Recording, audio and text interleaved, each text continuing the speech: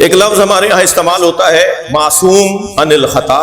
اب عن الخطا ہم نہیں لگاتے لیکن پورا جملہ بنتا ہے معصوم عن الخطا. معصوم. ایک لفظ ہمارے یہاں استعمال ہوتا ہے علم کلام کے اندر محفوظ عن الخطا، یعنی معصوم اور محفوظ. معصوم 14 ہستیاں اور ان کی عصمت عصمت کبریٰ ہے، ورنہ تمام انبیاء معصوم، سارے فرشتے معصوم، لیکن یہ جو 14 ہیں یہ عصمت میں شدید ہیں. فلسفے کی زبان میں شدت و ضعف کی اصطلاح استعمال ہوتی ہے. اسی امام بارگاہ کے اندر مختلف وولٹیج کے مختلف پاوروں کے بلب لگے ہوئے ہیں، تو جو زیادہ پاور والا ہوگا وہ نور میں شدید ہوگا، جو کم پاور والا ہوگا وہ نور میں ضعیف ہوگا. تو یہاں کہا جاتا ہے شدت و ضعف، نور کی شدت، نور کا ضعف. سب معصوم مگر 14 کی جو عصمت ہے وہ عصمت کبریٰ ہے، یعنی وہ عصمت میں شدید ہے، ان سے زیادہ کوئی عصمت کے باب میں آگے نہیں ہے. یہ معصومین کے سردار ہیں، عصمت کبریٰ. ایک اصطلاح استعمال ہوتی ہے محفوظ. محفوظ اسے کہتے ہیں کہ جس کی زندگی میں کبھی کوئی گناہ کا گزر نہ ہو، وہ معصوم منصوص نہیں ہے مگر 14 کی عصمت پہ دلیل ہے. اچھا، وہ جو 14 ہستیاں ہیں وہ ہیں معصوم، اور وہ جو محفوظ ہستیاں ہیں ان میں سب سے پہلا اور بڑا نام جناب زینب کبریٰ کا نام ہے. اللہم صل علی.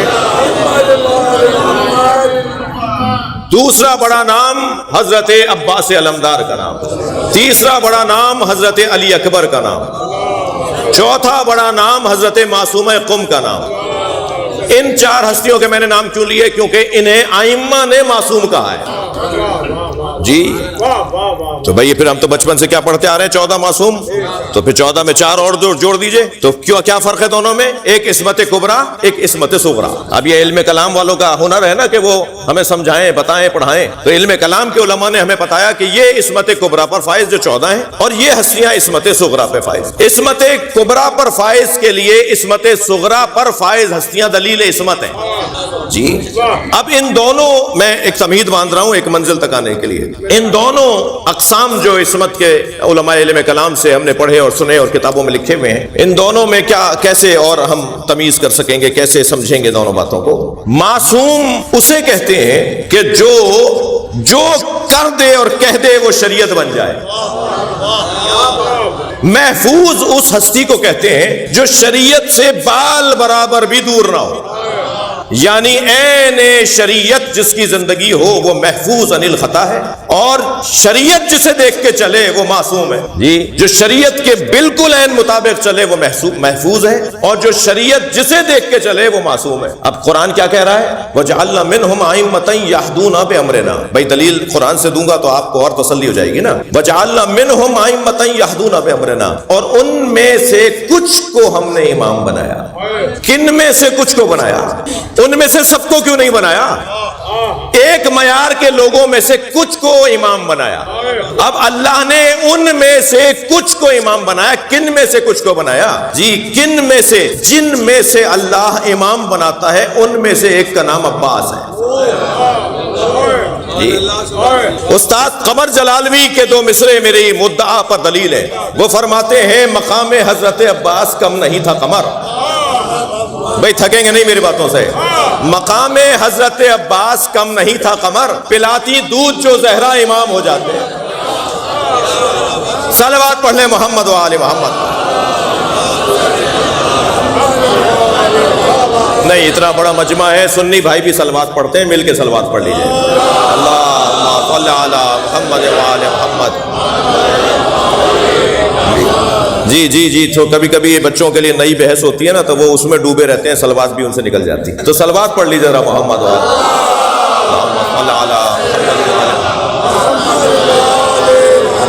تو عرض یہ کر رہا ہوں کہ جن میں سے اللہ امام بناتا ہے ان میں سے یہ ہستیاں ہیں جن میں سے اللہ امام قرار دیتا ہے. اب ذرا محسوس کیجئے گا، جسے شریعت دیکھ کے چلے، جو کر دے وہ شریعت بن جائے. ان میں ایک نامی امام حسین کا وجود. میں بہت وقت نہیں لوں گا آپ کا، مگر 3 مثالیں دوں گا، اور آپ دیکھیں آپ 3 مثالوں تک میرا ساتھ دیتے ہیں تو ہو سکتا ہے ایک ہی مثال دے دیں۔ آپ نے کبھی غور فرمایا کہ نماز جمعہ کے خطبوں کے درمیان خطیب جمعہ توقف کیوں کرتا ہے؟ 2 خطبوں کے درمیان امام جمعہ خطیب جمعہ ممبر پہ بیٹھ جاتا ہے۔ سنی شیعہ سب کے یہاں ایسا ہے، یہاں کوئی بات ایسی نہیں ہوگی جو شیعوں کی اور سنیوں کی نہ ہو۔ جتنا بڑا میں شیعہ ہوں اتنا ہی بڑا سنی بھی ہوں۔ ہاں تسلی رکھیں سنی بھائی، صلوات پڑھ لیں ذرا محمد و آل محمد۔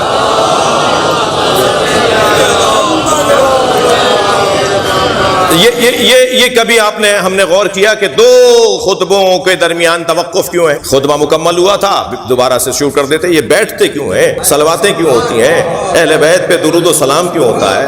ہوا یہ تھا کہ حسین مسجد میں آئے تھے،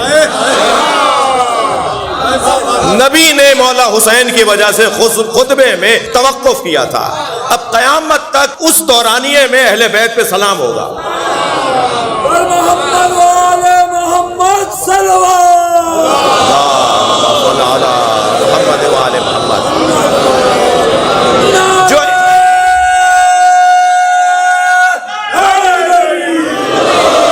حسین مولا کی وجہ سے اب قیامت تک شریعت ہے یہ۔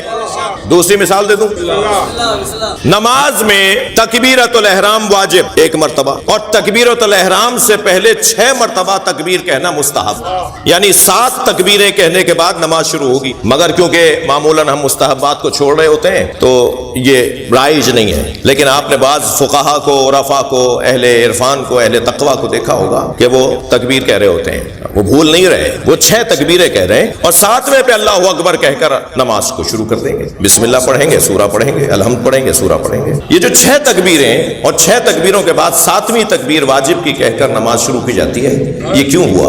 3 سال کے سن کے حسین نبی کے برابر میں کھڑے تھے، نبی نے اللہ اکبر کہا، حسین نے بھی اللہ اکبر کہا۔ نبی کو مولا حسین کی یہ اللہ اکبر اتنی اچھی لگی کہ نبی نے دوبارہ کہا، کہ پھر حسین نے دوبارہ کہا، اور جیسے جیسے اللہ اکبر نبی کو اچھی لگتی رہی حسین سے کہلواتے رہے، اور جب نبی کو حسین کی اللہ اکبر سب سے اچھی لگی وہاں نماز شروع کر۔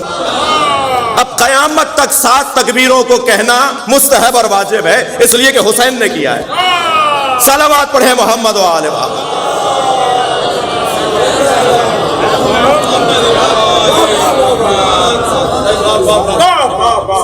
تیسری مثال دے دوں، ایک مرتبہ سجدے میں ذکر سجدہ، زئی صاحب آگے تشریف لائیے گا، ایک مرتبہ ذکر سجدہ واجب سبحان ربی العالی و بحمدہ، 1 مرتبہ بولنا واجب، 3 مرتبہ بولنا مستحب، کم سے کم 3 مرتبہ بولنا مستحب، زیادہ سے زیادہ 70 مرتبہ بولنا مستحب۔ یعنی آپ کر سکتے ہیں ایسا، آپ واجب نمازوں میں کر سکتے ہیں کہ آپ 70 مرتبہ سبحان اللہ ہے، سبحان اللہ ہے، سبحان اللہ، یا سبحان ربی العالی و بحمدہ نماز شب پڑھ رہے ہیں، واجب نمازیں اکیلے پڑھ رہے ہیں، فرادہ پڑھ رہے ہیں۔ پیش نمازوں کو یہ اجازت نہیں ہے کہ اتنی لمبی، مولانا ہے نا، اتنی لمبی جو ہے وہ نماز پڑھائیں، کیونکہ مالک اشتر کو جب عہد مولا نے گورنر مصر بنایا تو وہاں آپ نے اس کے اندر خط کے اندر یہ نصیحت لکھی ہے، مالک جب تم امام جماعت کے طور پر آگے کھڑے ہو اور جماعت پڑھانے لگو تو خیال رہے کہ طویل نماز نہ ہو، واجبات کو ادا کرنا، مختصر نماز پڑھانا، اس لیے کہ تمہارے پیچھے ضعیف لوگ بھی ہیں، تمہارے پیچھے ضرورت مند لوگ بھی ہیں، تمہیں ان سب کا خیال کرنا ہے۔ تو جو جماعت کے اندر اختصار کا حکم ہے وہ علیحدہ ہے، لیکن اگر میں آپ فرادہ پڑھ رہے ہیں واجب نماز تو ہمیں اجازت ہے کہ ہم 3 مرتبہ بولیں سبحان اللہ سبحان اللہ سبحان اللہ، یا 70 مرتبہ بولیں، تو زیادہ سے زیادہ 70 مرتبہ، اس لیے کہ نبی سجدے میں ہے، پشت پہ حسین، اور اس وقت حسین اترے ہیں جب نبی نے 70 مرتبہ ذکر سجدہ کہہ دیا۔ تو اب مستحب ہو گیا قیامت تک شریعت کے اندر کہ 70 مرتبہ سورہ الحمد، 70 مرتبہ ذکر سجدہ اگر پڑھو گے تو یہ اس لیے صحیح ہے کہ حسین نے یہ ذکر بڑھوایا ہے۔ اب میں ایک جملہ کہے بغیر آگے نہیں جاؤں گا، جتنی بھی حسین کی فضیلتوں کی مثال ہے وہ سب ہیں اللہ کی بندگی کی۔